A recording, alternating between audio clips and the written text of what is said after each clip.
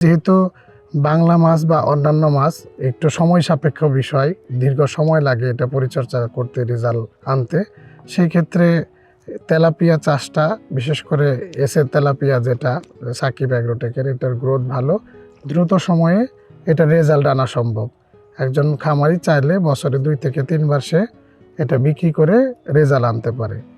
তো এইটা মাছ চাষে অন্যান্য যে কোনো ব্যবসার চাইতে সময়টা তুলনামূলকভাবে কম লাগে।